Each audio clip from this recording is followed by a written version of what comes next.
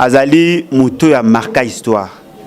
Je ne sais pas si dans notre génération, Togo na Moutou à Mamadou. Mamadou Ndala, pour moi, c'est un héros, dans le vrai sens du terme.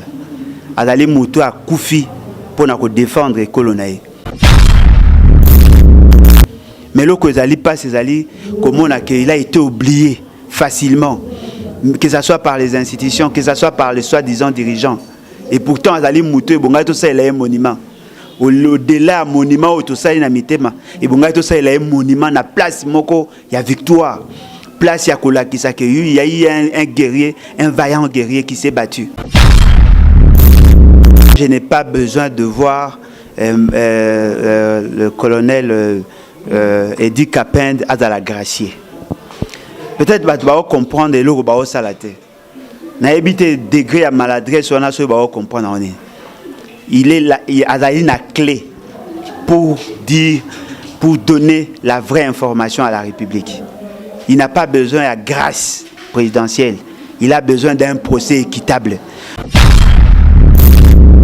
C'est comme Moutou a la clé. O a Kangamaki a sali autant d'années en prison.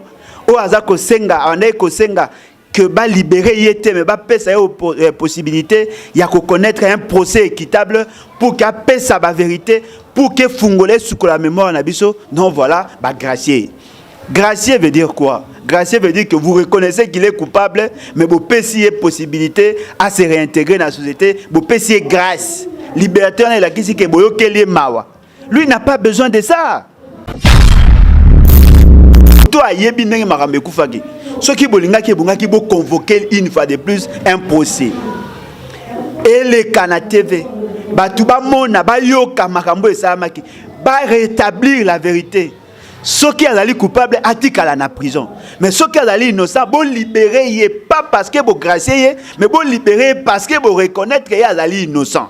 Maman, tu as dit tamboula, wana ta soka robima, na komona eka coupable. Vous confondez la bataille de pèse na population T. Quelle est cette population a yebi gout mama bahati ko? Quelle est cette population a yebi importance à s'occuper maramuya bangwa? Ça ce sont des aventures. Et là comment ils allient frère Zaini? Il a d'abord la procédure. Il a quoi mis balé la crédibilité de la personne nommée. Il a quoi mis ça la finalité et action. Ce qui va comprendre en côté et que ça quand même difficile. Et là quoi liboso maman nangai. Ils allaient que avant de nommer un informateur, il faut constater qu'il n'y a pas de majorité. Quel est l'acte qui a constaté qu'il n'y a pas de majorité? Est-ce que le regroupement politique, le parti politique, ça a une déclaration, il y a parlement pour dire qu'ils ne sont plus membres d'une majorité ancienne? Est-ce que c'est le président de la République qui doit constater qu'il y a une majorité ou pas? Ça se fait au niveau du Parlement. Et lorsque au niveau du Parlement, il n'y a pas une majorité, c'est en ces moments-là, il y a qu'aux initiatives, il y a qu'on nomme, il y a qu'on fait une mission d'information. Et puis deuxièmement, la société n'a pas que les éléments structurels. Oh, Batouba Kanisake, non, la procédure ayant été respectée, eh bien, point pas. Non. Il faut aussi tenir compte, na Moutoyo, Boza Konome. Monsieur Bahati a travaillé pendant l'époque de Mobutu. Pendant l'époque, il y a Joseph Kabila. Donc, Assali, Moussala est belé Nambokao. Il a des vertus, il a des qualités sur le plan scientifique, mais sur le plan moral. Est-il suffisamment crédible? Oh, que Batouba soit Essengo, il y a que c'est là, présence, il y a Nani. Ce qui boza comme on a que Bahati, c'est un saint. Azali Moutoumoko crédible. Ce qui veut dire que tous ceux qui ont combattu Kabila ne savaient pas ce qu'il faisait. Bahati était un lieutenant d'une armée. Si lui il a réussi, ce qui veut dire que toute l'armée a réussi. Comment peut-on reprocher à Kabila d'avoir mal géré la République, mais Bozako Koumi Saba lieutenant na yé?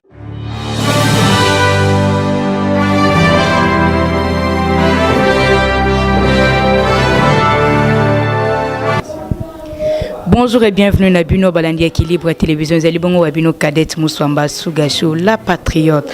Ba meilleur VP Mbula ici Yasika Mbula ilamu na Bino et sengozalimi kokuta Bino sosu na Mbula o Yasika toel et papa palin natina ko beta masolo mai matali mboka Mbula sika actualité sika makamu Yasika pena et bakisami lisusu na mboka na biso papa lembo tenayo.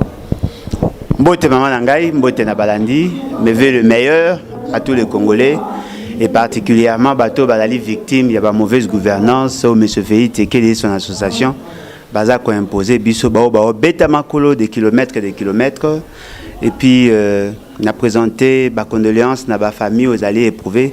D'ailleurs aux alliés matanga ya biso nyonso na bateau baza ko continuer ko boma dans la partie est du pays côté à Béni et consort, ba massacre eza ko salema et l'autre alliés surprenant. Bah tu même pas de drapeau en berne comme si bah comment kumesana na kufa ba congolais et ça commence vraiment à me taper sur les nerfs. Papa les boni santé pe boni petit frère o ya sile ki kobonga mokolo mikolo silikoleka.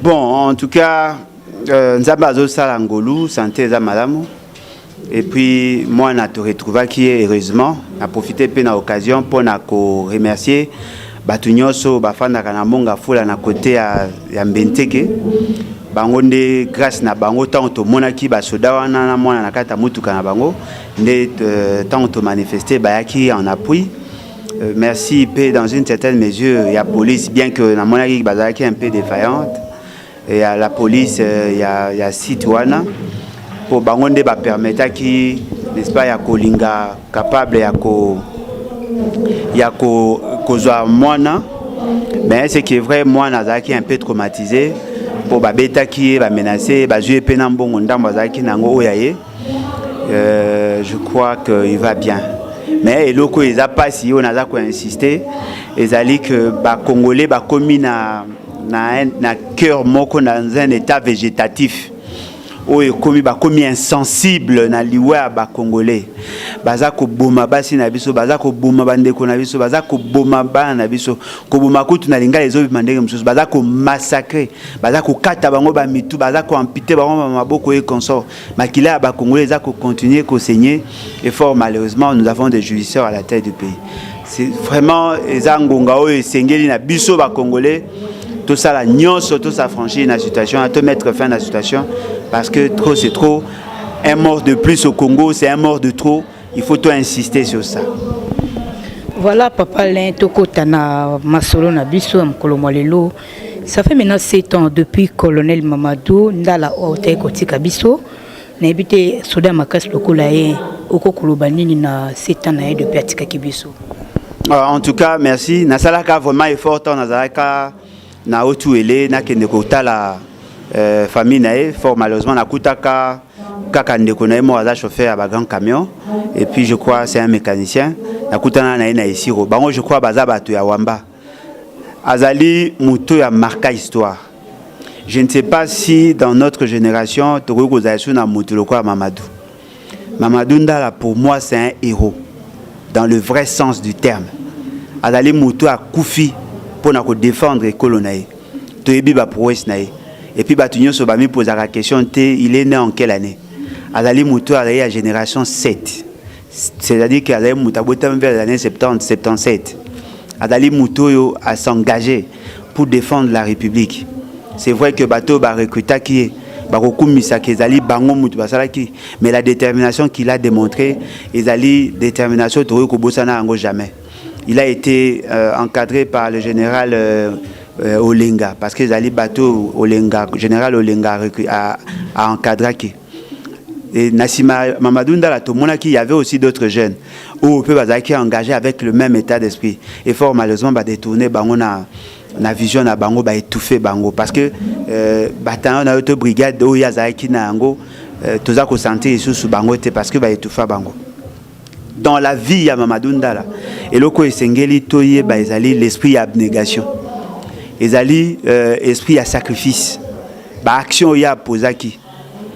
Ezali asalaki ango en dehors ya province nae. Akeko sala ango dans une autre province. Ce qui veut dire qu'il avait l'essence nationaliste. Il s'est battu pour la République. À Longoli biso soni. Ce n'est pas par un but marqué, mais par un sacrifice suprême. Mais le Kozali pas ces alliés, comment il a été oublié facilement, que ce soit par les institutions, que ce soit par les soi-disant dirigeants. Et pourtant, Azali Moutou, tout ça, il a un monument. Au-delà, monument, tout ça, il a un mitema. Et tout ça, il a un monument, la place, il y a victoire. place Yakola Kisake, il y a eu un guerrier, un vaillant guerrier qui s'est battu. Et il n'est pas le seul. Vous avez pu Mbouza Mabé, vous avez Goloa, général Baouma. Vous avez autant de militaires, même Mao Baotuko Koufa, Baotuko massacré Bango Kalamengite. Ce sont nos héros. Mais là, vous allez surprenant, au lieu de bêter la maboko na bateau ba okufa pour la République, to bêter la maboko na bateau ba oyiba République, bateau ba ko détourner le fonds public. Ce qui est vrai, Mamadou Ndala Azali Mouto a marqué Vinanga, a marqué combat nangai, et je suis sûr et certain que to salaka tout tolukaka moi si na esika zali, toluka moi na esika zali. Ata soki to pesa bango richesse ya mboka te, mais toloba na bango merci. Ils ont accepté ya ko koma ba orphelin, ils ont accepté ya ko koma ba veuve. Justement parce que bandima ki mwana bangwa kenena bitumba famille wana il faut ezala marqué en lettres d'or to tika na kombo ya Mamadou Ndala et tika na esprit na biso na même rang que Lumumba et consort. C'est des gens qui se sont battus pour la République. En tout cas, merci maman nangai na ndenge pour commémorer mémoire na lelo cette journée mukola semaine ya kufa na et là qu'ici que bino bo comprendre et j'espère que batumsus va comprendre. Comme patria. Voilà, papa le corps toujours betama solo ya babunde limboka to pe basoda to pe ba militaire le corps. Voilà, mon amboka Edi Kapen, colonel Edi Kapen qu'on a prison, c'est le qu'on appelle mesure de grâce et pas ya mon konzamboka pour la libération na et pe ba prisonnier mususu. Na ebito ko kolobani na libération ya Edi Kapen. Ezali geste à maladresse. Ezali vraiment geste à maladresse et je comprends que le Congolais peut-être mingi bazako comprendre ba vrais enjeux. Moi, je n'ai pas besoin de voir le colonel Edi Kapen à la Gracier. Peut-être que tu vas comprendre et l'autre va salater. Na évité degré à maladresse, on a ce va comprendre. Il est là, il a une clé pour dire, pour donner la vraie information à la République. Il n'a pas besoin de grâce présidentielle. Il a besoin d'un procès équitable. Au moins, maman nanga elo que ça la passe les ali que baza koye baté ko gracier mutela kisi pour reconnaître que ça là qui m'a même boyo keli mawa. Ce n'est pas ça ce que nous voulons. Puisque tu as une posta ba réouvrir procès à Samba ba la qui s'abise aussi il est coupable ou pas. Parce qu'il y a deux éléments. Élément à liboso d'Alini. On parle là, il y a procès sur l'assassinat d'un président de la République en fonction. On ne parle pas d'un vulgaire Congolais, un simple citoyen, un vulgaire monsieur. On parle de l'assassinat d'un président de la République en fonction. Il y a des ramifications. C'est comme Mouto Azaki clé. Ou à Kangamaki, a sali autant d'années en prison.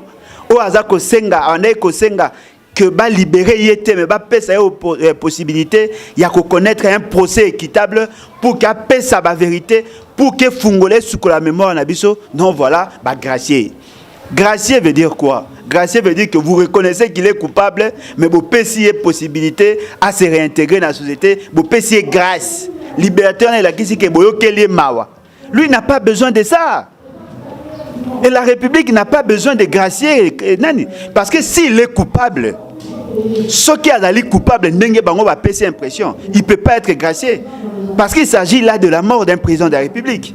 Est-ce que vous avez imaginé humiliation tozoa? Il y a comme un président de la République en fonction à Koufou na bureau na place à Salaka, place à Fandaka. Ce qui veut dire que nous, notre génération, nous n'étions pas capables de protéger un président de la République en fonction. Ce qu'on mouto a yebi nenge marambe Koufaki. Ce qui bolinga qui bo convoquer une fois de plus un procès. Et les Kana TV, batuba mona ba yoka makambo esamaki. Va rétablir la vérité. Ceux qui sont coupables, atikala na prison. Mais ceux qui sont innocents, bon libérer, pas parce que vous gracier, mais bon libérer parce que vous reconnaître qu'ils sont innocents. Maman, ti azoko tambola wana ta soka robima, na ko mona eka coupable. Ça c'est très dangereux. Au moni eloko bazo ebate. Au moni dio mindongala.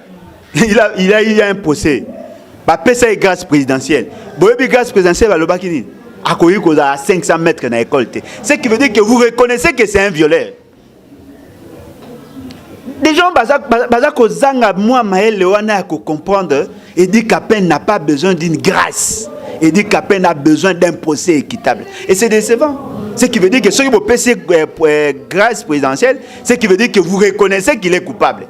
Alors, ce que vous libérez, pourquoi? Parce qu'il y a eu un président de la République en fonction. Et bateau Babomaki, Laurent Désiré Kabila, ceux qui sont innocents, Bakoti a l'impuni. Est-ce que nous voulons avoir une république où un président de la République a été assassiné? Bon, pimelier même procès. Et vous trouvez ça normal? C'est décevant, maman Nangaï. Et ça passe, n'a habité ceux qui, soi-disant, Konzango et Abino, comprennent Maramdé. Donc après 20 ans, il y a en prison. Il faut qu'il sous procès, on n'a pas parlé. Maman, Batunyo Sobalozo, Bakaza innocent. Alors que le juge l'avait condamné. Alors que Batu va condamné, Baché est en prison à sali 20 ans. Et Bino préféré Bopé ça est grâce. Et là on a expliqué le Coran les que je crois que Batunyo va comprendre qu'on n'a pas besoin de gracier. On a besoin d'un procès équitable. Soit il est innocent, soit il est coupable. Et Mouto a participé à un assassinat un président, on ne peut pas les gracier. On ne peut pas les gracier. Mais ceux qui sont innocents, il n'a pas besoin de la grâce. Il a besoin peut-être d'acquittement, il a besoin d'innocenter au regard de l'information. Et tant que ça il a procès, ceux qui sont innocents, le fait que Laurent Désiré Kabila Koufaka na Masasi, c'est qui veut dire qu'il y a une autre personne que lui ou a occasionné qu'il y a. Bakanga Mutuana, ceux qui ligne Nzela Mulongo ezali Moulaï, Bakanga Batunyon so ba participer. Ceux qui est un président étranger, qu'on fasse la guerre contre ces pays-là, à partir de la conscience na biso, génération à guerrier, donc voilà, on a pu rendre justice à un président en fonction. Au moins il est tous abouelelo. Dieu me voit. Régime, il y a M. Félix Tshisekedi. Mais je n'accepterai jamais qu'il soit en fonction. Vous savez pourquoi? C'est une humiliation. C'est une humiliation. Le premier d'entre nous, Babo Maïn a bureau. Pourquoi pas de avec autant de légèreté? Souci n'a bien que vous libérer, dit qu'à peine. Non, souci n'a bien il faut rétablir la vérité. Et voilà, les gens ne comprennent pas. C'est gracier. Gracier veut dire quoi? Il a quelque chose, vous pensez quelque chose qu'il ne mérite pas. Et vous pensez que Mouto a mérité liberté, vous pensez liberté, c'est pas. Quelle honte! Quelle honte! Comme ça a été prévu dans le discours, il y a Mokonzi Mboka qui a annoncé que non, a nommé informateur.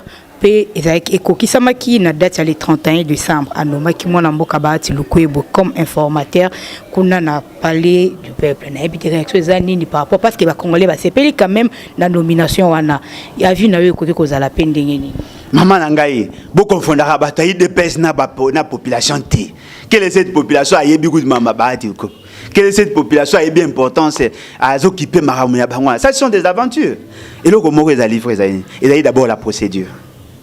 Il a mis balé la crédibilité de la personne nommée. Il a mis ça la finalité et action. Ce qui va comprendre en côté et que ça quand même difficile. Il a mis bosso maman langay. Il a dit que avant de nommer un informateur, il faut constater qu'il n'y a pas de majorité. Quel est l'acte qui a constaté qu'il n'y a pas de majorité? Est-ce que le regroupement politique, le parti politique, ça a qui déclaration, n'a qu'à y a parlement pour dire qu'ils ne sont plus membres d'une majorité ancienne? Si cela n'a pas été fait, ce qui veut dire que vous avez constaté l'absence ou l'absence, il y a majorité en dehors, il y a parlement. Il y a à constater la présidence de la République. Est-ce que c'est le président de la République qui doit constater qu'il y a une majorité ou pas? Ça s'est fait au niveau du Parlement. Et lorsque au niveau du Parlement, il n'y a pas une majorité, c'est en ces moments-là, il y a qu'on soit initiative, il y a qu'on nomme, il y a qu'on fait une mission d'information. Et puis deuxièmement, la société n'a pas que les éléments structurels. Oh, non, la procédure ayant été respectée, eh bien, point barre. Non. Il faut aussi tenir compte, na mutoyo, boza konomé. Monsieur Bahati a travaillé pendant l'époque de Mobutu, pendant l'époque il y a Joseph Kabila, donc Assali Moussala est belé Namboka. Il a des vertus, il a des qualités sur le plan scientifique, mais sur le plan moral. Est-il suffisamment crédible? Oh que Batuba soit Essengo ya kosepela présence ya nani. Ce qui boza komona ke Bahati, c'est un saint. Azali Moutoumoko crédible. Ce qui veut dire que tous ceux qui ont combattu Kabila ne savaient pas ce qu'il faisait. Bahati était un lieutenant d'une armée. Si lui, il a réussi, ce qui veut dire que toute l'armée a réussi. Comment peut-on reprocher à Kabila d'avoir mal géré la République, mais vous avez koumisa ba lieutenant na ye. Beaucoup koumisa bango sur base de quoi? Ba poni M. Bahati pour la nini? Parce que ba yebi que M. Bahati a yebi rouage parlementaire. Azali muto azali capable ya kosomba milimo ya bato. Ya mo ba pesi mission wana. Maman naza ko yebisa yo makanisi na bango ezali non voilà le quoi c'est un grand jongleur hein to pesa ye loko wana ya koyeba comment ko débaucher bango mo babi ke ezali momoko acceptable na le vocabulaire na bango bakotinda ye bakoluka kozwa milimo ya bato à partir en sera zu milimo ya bato et ko garantit bango majorité. Est-ce que Bahati est suffisamment crédible? Est-ce que probité morale na ye na échelle de 10 et qui la moitié? Si oui, ah bravo.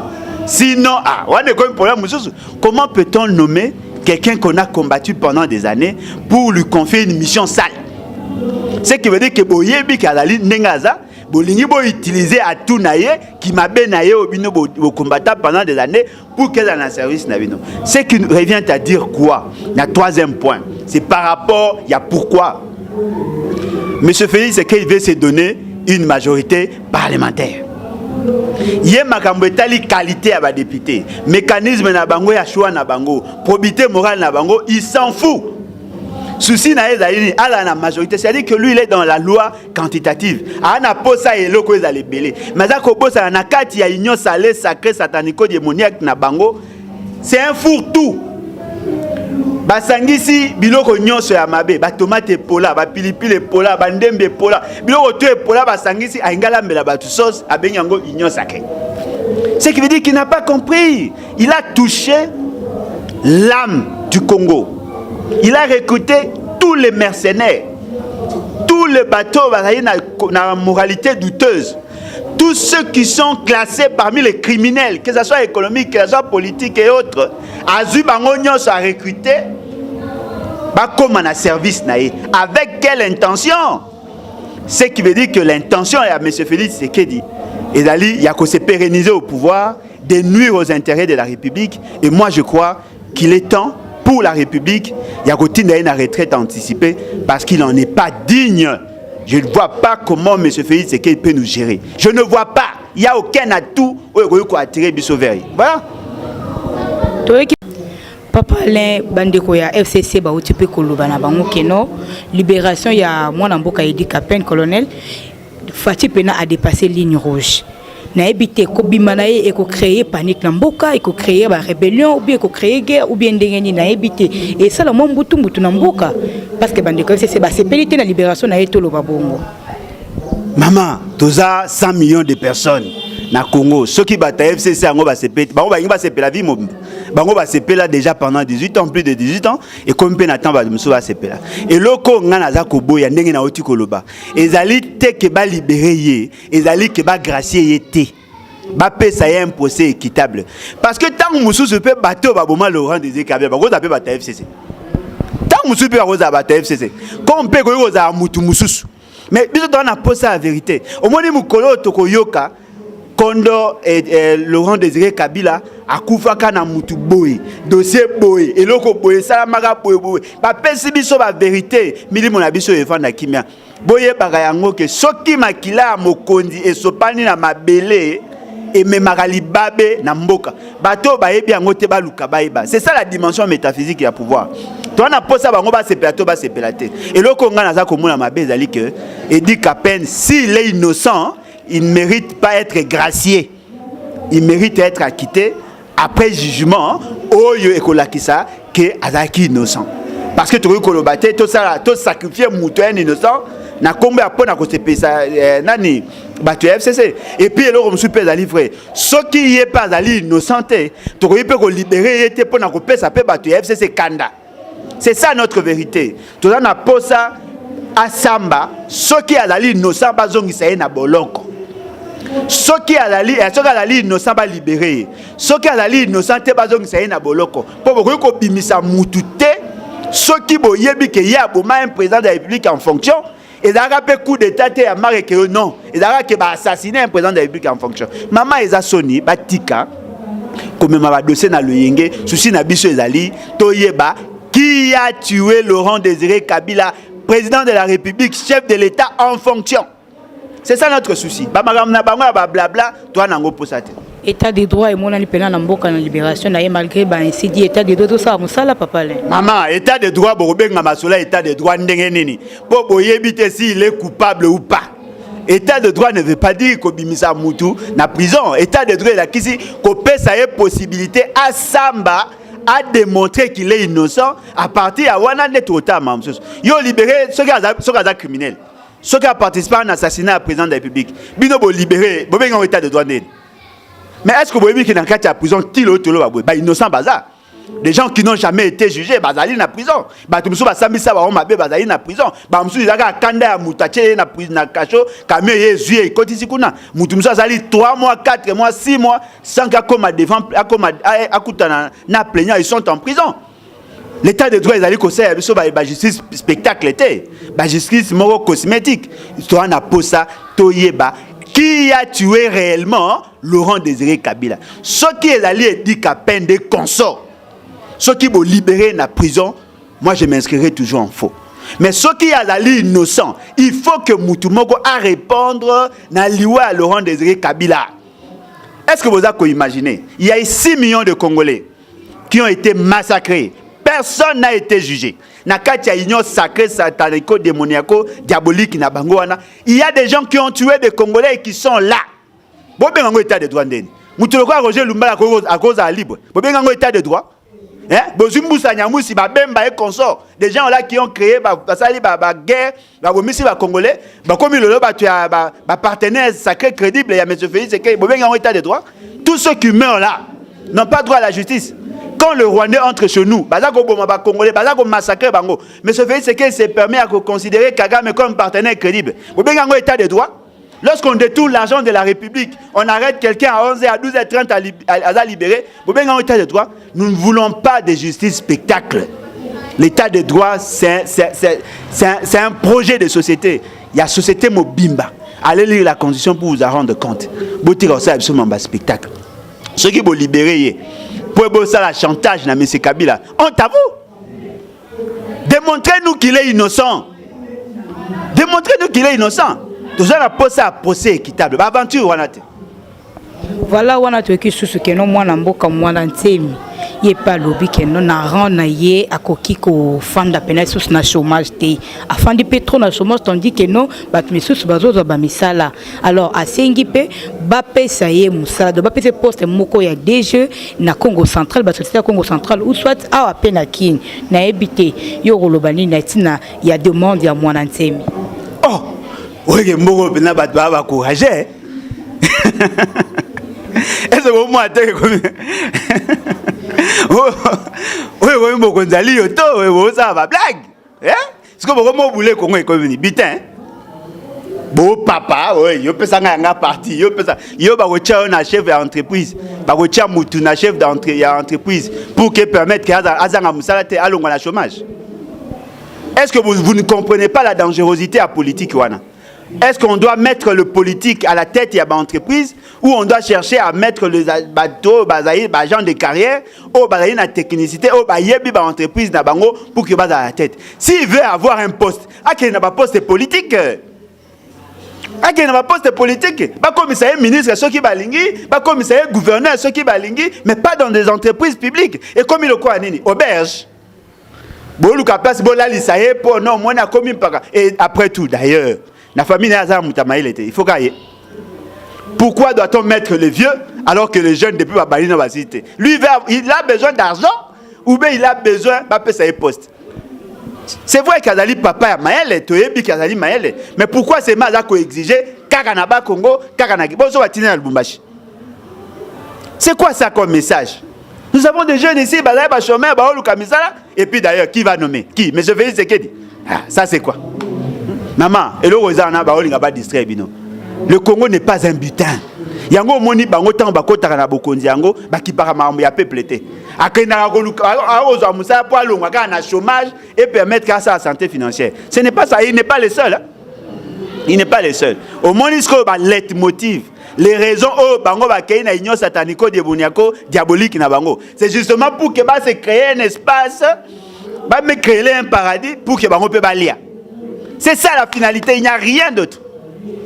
Aucune vision. Il veut avoir une entreprise. Avec quel plan de redressement d'entreprise? Il a quel plan de redressement d'entreprise? Il a un plan de redressement, mais on va lui donner l'entreprise. Pourquoi? Car on peut permettre à la moutouka. Non. Papa Nangai n'a tout ça, mingi n'a respecté mingi. Ce qui déclaration n'est pas, c'est une honte. Demandez à M. Félix Tshisekedi de faire de vous ministre ou vice-ministre. Vous avez la qualité à cause de la ministre ou vice-ministre. Mais vous n'êtes pas obligé à reconnaître l'entreprise. Laissez les entreprises aux agents de carrière. Parce que bango kuna ba un contrat de performance, il faut que l'entreprise a redressé. Cherchez na kati ya syndicat, bo luka na kati ya ba entreprise, des gens qui ont assumé de hautes fonctions là-bas, bo pesa bango responsabilité à ba entreprise. Bango ne ba yebi. Ce ne sont pas le poste des politiciens. Monsieur Félix Tshisekedi, vous avez besoin de recruter des mercenaires. Il y a des mercenaires, ceux qui foutent un bon thé, à sala musala thé. Sala est faux à na mbongo pour union salé démoniaco diabolique au besoin de créer. Bolinga te batuana ba epo na mbongo. Ceux qui bokaboli mbongo ngo bien te biloko ngo bien te bo bebana. Ça ce n'est pas une union ça. Eza koinda bandeko banadina ibeti boza pena ebele en direct, il y a Équilibre télévision partout vraiment dans le monde, ba meilleur veut le sous quand nazo continuer koloba. Papa Alain to comme déjà en 2021. C'est-à-dire dans 2 ans à 2023 élection ezo salima. Est-ce que la muka bonga mi pona élection? La muka boza son candidat pour représenter biso local la candidat présidentiel. Boza pena près na élection en 2023. Maman Nangai, je crois dans le bien déjà, ça fait près de 2 ans.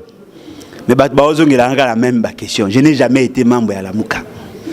Tant que Bemba, Moïse Katoumi, Bakozana, Katiwana, Nakokomara, jamais membre de la Mouka. Mais aussi Bolongola, Bangomi Balé. Maman, Nganaza membre de la Mouka, Nakozaka, jamais membre de la Mouka. Tant que Bemba, Moïse Katoumi, Bakose déclaré membre de la Mouka. Na loba ngobo bandela na bandeli lisusu. Je ne serai jamais membre à la Mouka tant que Batoami Balé Barosa Akuna. Bemba c'est mon vieux. Mais na koza jamais na regroupement politique monaï. Ça c'est connu. Mais le ko ezali vrai ezali que qui d'entre ces prétendants candidats qui peut faire face à Martin Fayulu?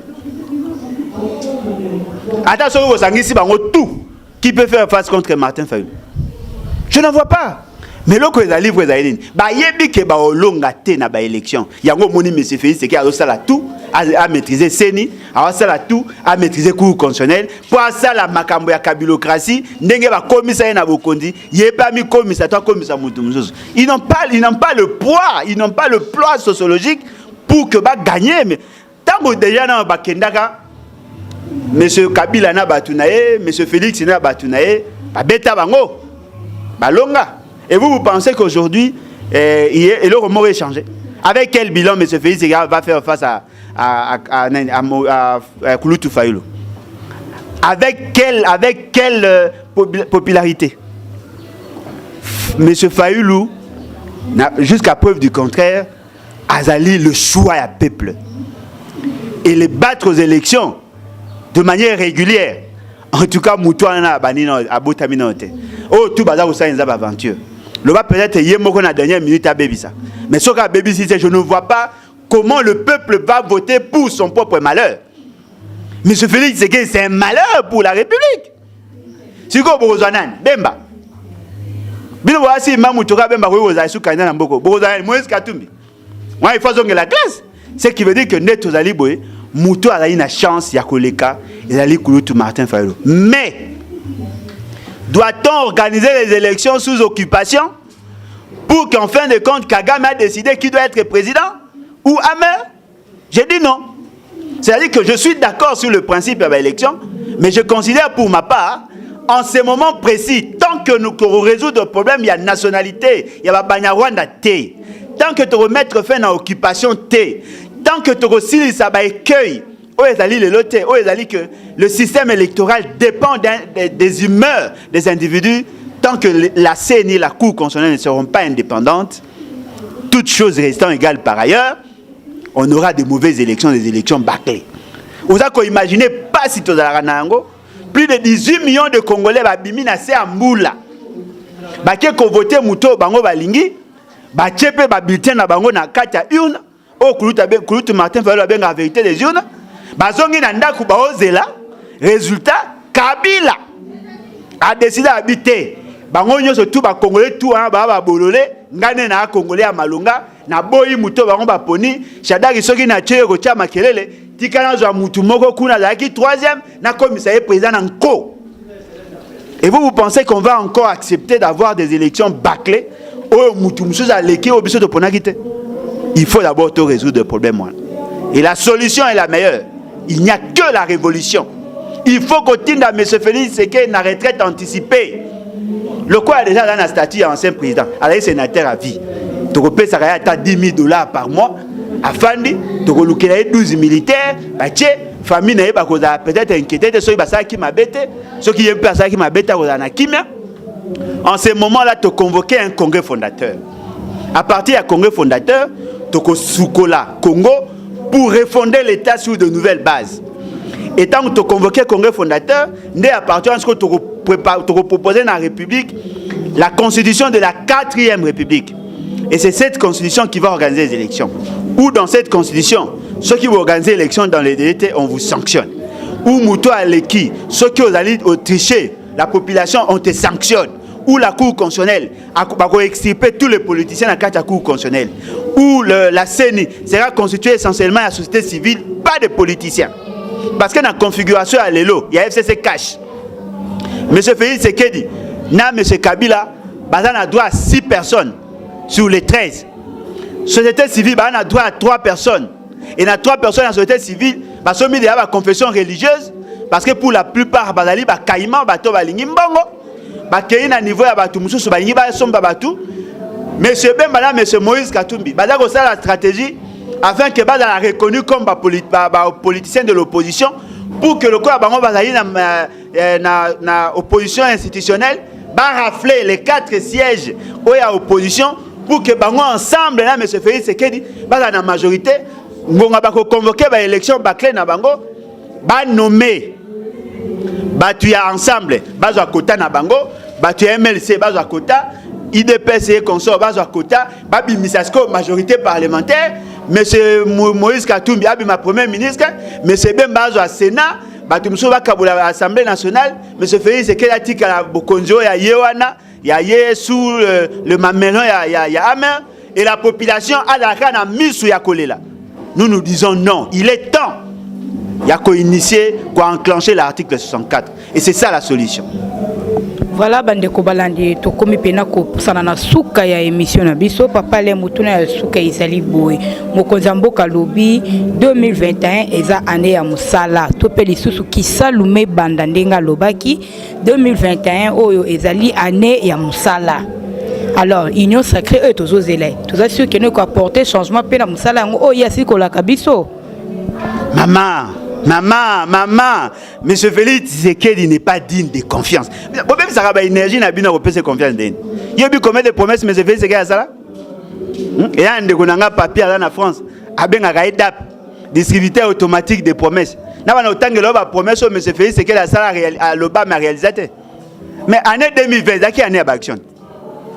Action, Jamal détourne.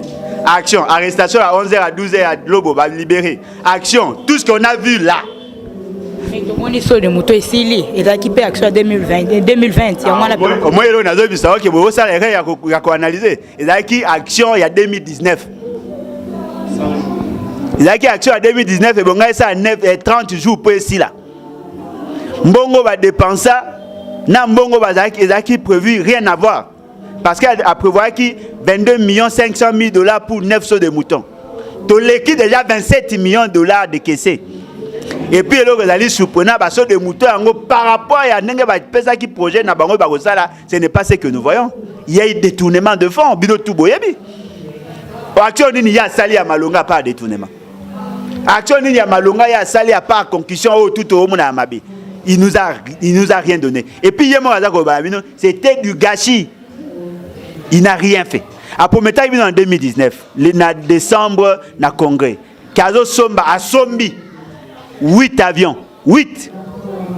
Et bon, qui monsieur Soya, dans le mois de juillet, dans le mois de décembre 2020. Action avion à sombi, Rien. Ce qui veut dire quoi? Pour faire confiance à M. Félix Tshisekedi. Parce que déjà, c'est OK au départ. Il a quel programme? Parce que le programme, c'est qu'il y a un kamba, on va suspendre. Et là, on a dit, si on a un membre du bureau de l'Assemblée nationale, on va y aller. Tia Lukaka, qu'on nomme formateur du gouvernement. Tiba Kabola, poste ministériel. Tiba ya aussi un programme na bango ya gouvernance.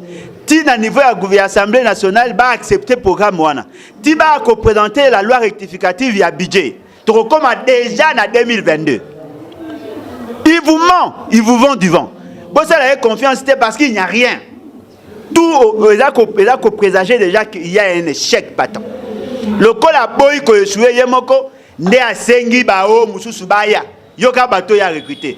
Bemba alinga mbongo. Moïse Katumba alinga mbongo. Bahati Lukoba alinga mbongo. Roger Lumbala alinga mbongo. Mbusa Nyamusa alinga mbongo. Ada Bombole. Oyo otanga bango tout. Balinga mbongo. Azui lisusu ba recruter ba mercenaires ya pandambu ya palupo palo en commencer mise de sorimine. Asangisi ba tutu ba na posa mbongo. Bango ba le quoi ba manger des semences. Au pesi mutu anzala o alinga kolia au pesi 3 bikolo ya masangu. Koka mwatata mbuma moko ko ya mabelete po nyonso akolia. Soka sisi kolia azanga na maboko. Akolanda o yemoko aloni. Ce sont des mangeurs de semences. Il va résoudre le problème ya Congolais avec quel moyen?